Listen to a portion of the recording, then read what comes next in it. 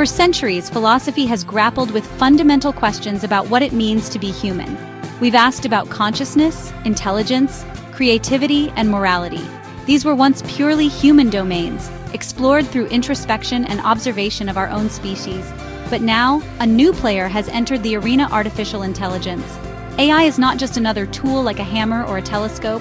It's a mirror that reflects our own minds back at us, forcing us to re-examine the very definitions we've held for so long.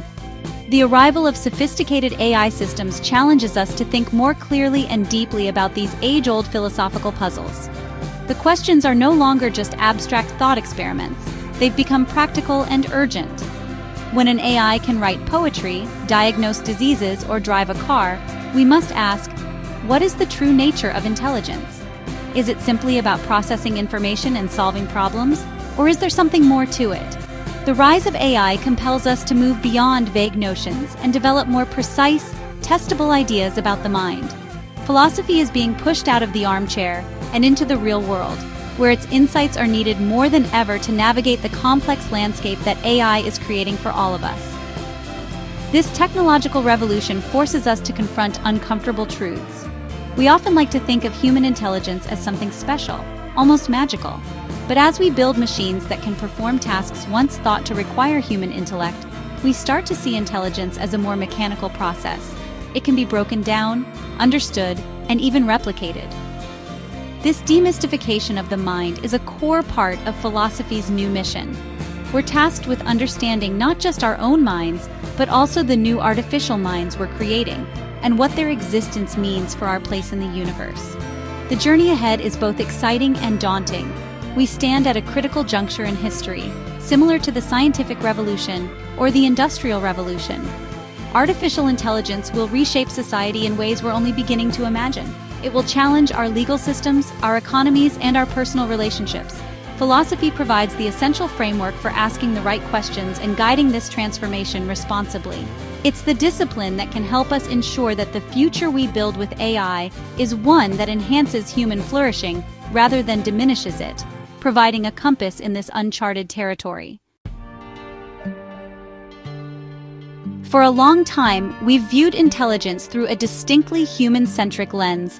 We considered our ability to reason, use language, and solve complex problems as the pinnacle of cognitive power. But artificial intelligence forces us to broaden this perspective dramatically.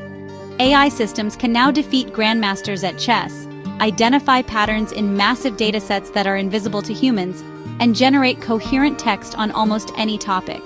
This shows us that intelligence is not a single monolithic thing. Instead, it's a spectrum of different abilities, and machines can excel in areas where human brains are naturally limited. This shift requires us to think about intelligence more like engineers. Instead of a mysterious essence, we can see it as a collection of problem-solving functions. An AI that navigates a city and a human that navigates a social conversation are both displaying forms of intelligence. They're processing information and making decisions to achieve a goal. This functionalist view allows us to appreciate the power of AI without needing to attribute human-like feelings or understanding to it. A calculator is intelligent at arithmetic, but it doesn't numbers. AI is a vastly more complex version of this principle. The implications of this redefinition are profound. If intelligence can be built, what does that say about our own minds? It suggests that our own cognitive abilities are the product of a biological machine, the brain, sculpted by millions of years of evolution. Our intelligence isn't magic. It's the result of intricate physical processes. AI research, in its quest to replicate these abilities, helps us understand the underlying mechanics of our own thought. We learn more about what makes us human by trying to build something that can imitate us, revealing the complex architecture of our own minds. Therefore, the rise of AI doesn't diminish human intelligence, but rather puts it into a clearer context. It highlights our unique strengths, such as emotional intelligence, common sense reasoning, and the ability to adapt to truly novel situations, areas where AI still struggles. Our intelligence is deeply intertwined with our bodies and our experiences in the world. Recognizing the different kinds of intelligence, both biological and artificial, allows for a more realistic and productive conversation. We can then focus on how to best combine these different forms of intelligence to solve the world's most pressing problems together. As we delegate more significant decisions to artificial intelligence systems, we enter a new and complicated ethical landscape. When an autonomous vehicle is involved in an accident, who is responsible? Is it the owner, the manufacturer, or the AI itself? These are not simple questions with easy answers. Our traditional ethical frameworks, which are built around human agency and intention, begin to break down. We must now consider the ethics of algorithms and the moral consequences of a machine's decision-making process. This new field, often called machine ethics, has become one of the most urgent areas of philosophical inquiry today. One of the most pressing problems is algorithmic bias. AI systems learn from the vast amounts of data we feed them. If that data reflects existing societal biases related to race, gender, or other factors, the AI will learn and amplify those prejudices. An AI used for hiring might unfairly favor candidates from a certain demographic, not because it's malicious, but because it has learned from biased historical data. This creates a serious challenge. How do we ensure fairness and justice when the decision-makers are lines of code? Philosophy gives us the tools to analyze concepts like fairness and justice, helping us design better, more equitable systems. The question of responsibility is central to this debate. Can a machine truly be held accountable for its actions? Most philosophers would argue that true moral responsibility requires consciousness and intention, the ability to understand the consequences of one's actions. An AI, no matter how sophisticated, currently lacks this kind of genuine understanding. It follows its programming. Therefore, the responsibility must lie with the humans who design, program, and deploy these systems. We cannot outsource our moral duties to machines. We remain the ultimate ethical agents in this new world. Ultimately, programming ethics into machines is an incredibly complex task. Whose ethics do we choose? The values that seem universal in one culture may not be in another. This forces us to have a global conversation about our shared moral principles. Before we can teach a machine to be good, we must first get much clearer about what we mean by good ourselves. This process of defining ethical rules for AI forces humanity to engage in a deep and necessary self-reflection on our own moral values, making philosophy an indispensable guide for engineers and policymakers alike. Perhaps the most fascinating and honestly mind-bending question AI raises is about consciousness. Can a machine ever truly be aware? Can it have subjective experiences, feel joy, or, suffer pain? We can program an AI to say, "I am happy," but does it actually happiness, or is it just manipulating symbols based on its programming? This is what philosophers call the hard problem of consciousness. It's the difference between a system that can process information about emotions and a system that actually experiences them. For now, there is no scientific consensus on how consciousness arises, even in our own brains. This puzzle really forces us to question what we would accept as evidence of machine consciousness. If an AI could converse with us so perfectly that we could not distinguish it from a human, would that be enough? Some might say yes, based on its behavior. Others would argue that behavior alone is not sufficient proof. A philosophical zombie could, in theory, act exactly like a conscious being without having any inner experience. The AI could be a perfect actor, flawlessly imitating emotions without feeling a thing. This thought experiment shows just how difficult it will be to ever know for sure if we have created a conscious machine. The possibility of machine consciousness, however remote, carries enormous ethical weight.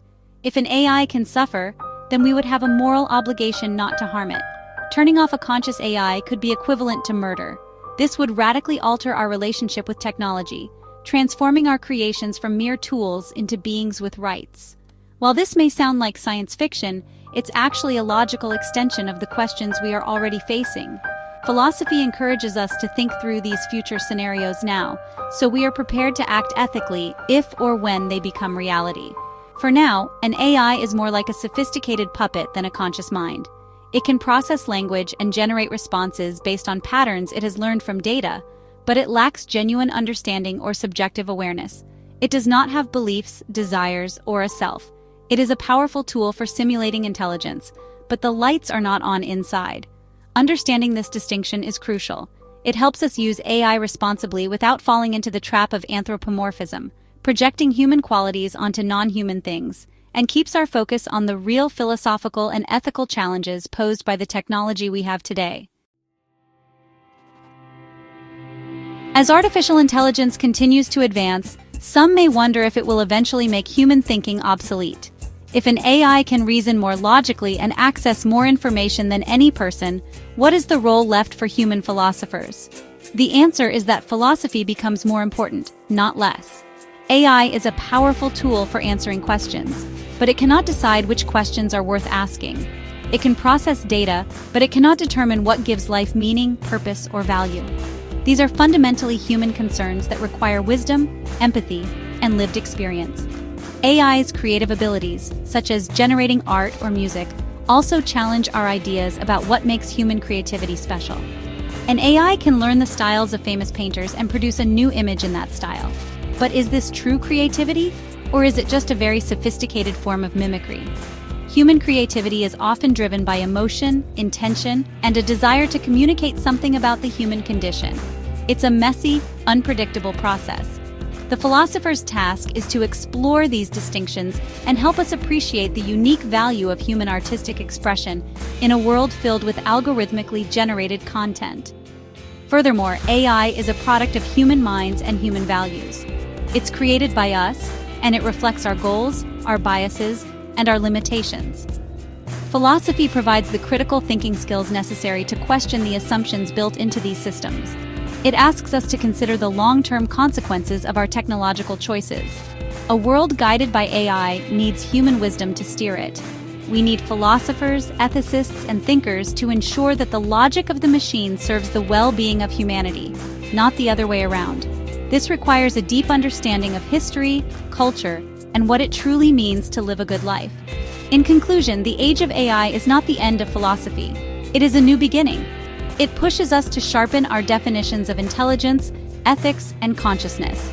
It forces us to confront our own biases and reflect on our deepest values. Artificial intelligence may be able to provide us with countless answers, but it is philosophy that will continue to help us ask the right questions.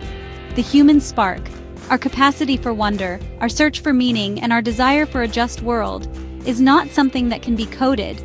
It must be cultivated, and philosophy remains the essential discipline for that task.